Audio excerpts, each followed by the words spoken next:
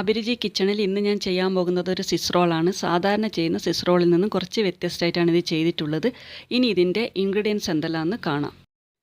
ഞാനിതിലേക്ക് അരക്കപ്പ് മൈദയാണ് എടുത്തിട്ടുള്ളത്. അതിലേക്ക് 1/2 teaspoon baking powder, 1/4 teaspoon baking soda, ഒരു നുള്ളു ഉപ്പ് ഇത്രയും ഇട്ടതിന് ശേഷം ഇത് നന്നായി തന്നെ ഒന്ന് അരിച്ചെടുക്കുക.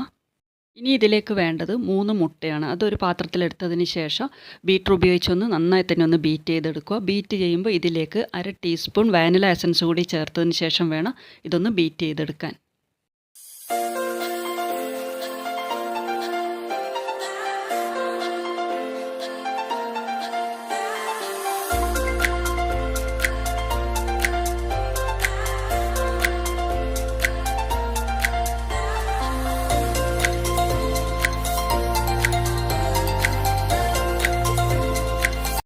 ഇവിടെ ഇപ്പോൾ മുട്ട ഞാൻ നന്നായി തന്നെ ബീറ്റ് ചെയ്ത് വെച്ചിട്ടുണ്ട്. ഇനി ഇതിലേക്ക് 1/2 കപ്പ് പഞ്ചസാരയാണ്, അത് പൊടിച്ച് തന്നെ വേണം ഇതിലേക്ക് ചേർത്ത് കൊടുക്കാൻ. അതുകൂടി ചേർത്തതിന് ശേഷം ഒന്നുകൂടി ബീറ്റ് ചെയ്യുക. ഇവിടെ ഇപ്പോൾ ഞാൻ പൊടിച്ച പഞ്ചസാര ചേർത്ത് കൊടുത്ത് ഒന്ന് ബീറ്റ് ചെയ്ത് വെച്ചിട്ടുണ്ട്. ഇനി ഇതിലേക്ക് 2 ടേബിൾ സ്പൂൺ റിഫൈൻഡ് ഓയിൽ കൂടി ചേർത്തതിന് ശേഷം അത് ഒരു പ്രാവശ്യം മാത്രം തന്നെ ഒന്ന് ബീറ്റ് ചെയ്ത് വെക്കുക. അതിന് ശേഷം വേണം നമുക്കിതിൽ മറ്റുള്ള ഇൻഗ്രീഡിയൻസ് എല്ലാം ചേർത്ത് കൊടുക്കാൻ.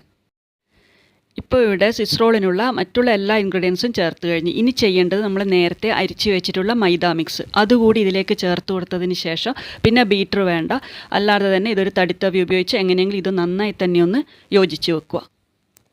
ഇവിടെ ഇപ്പോൾ സ്വിസ് റോളിനുള്ള ബാറ്റർ മുഴുവൻ റെഡിയായി കഴിഞ്ഞു. ഇനി ഞാൻ ചെയ്തത് ഇതിൽ നിന്നും 3 തുല്യ അളവിലായി 3 പാത്രങ്ങളിലാക്കി മാറ്റി വെച്ചു.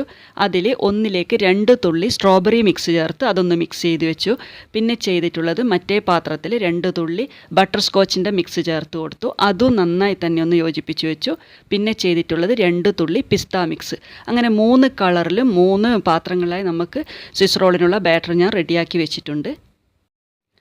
ഞാൻ ഈ സ്വിസ് റോൾ ചെയ്യുന്നത് ഓവനിൽ വെച്ചല്ല, പാനിൽ വെച്ചാണ്. അതുകൊണ്ട് തന്നെ നമുക്കിതിലേക്ക് 2 നോൺ സ്റ്റിക്കിൻ്റെ പാൻ ആവശ്യമായിട്ടുണ്ട്.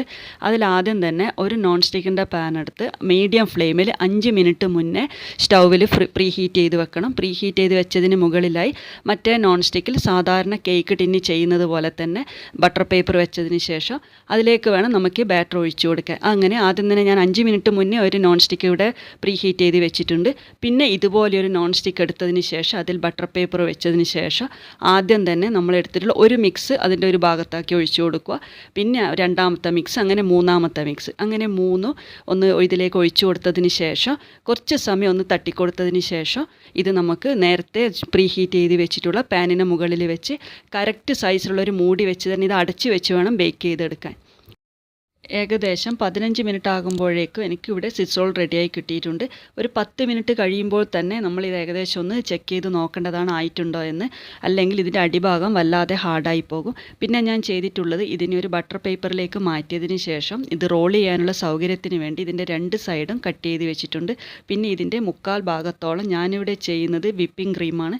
അത് നന്നായി ഒന്ന് സ്പ്രെഡ് ചെയ്തതിന് ശേഷം ഞാനിത് ബട്ടർ പേപ്പറോട് കൂടി തന്നെ റോൾ ചെയ്ത് വെച്ചിട്ടുണ്ട്.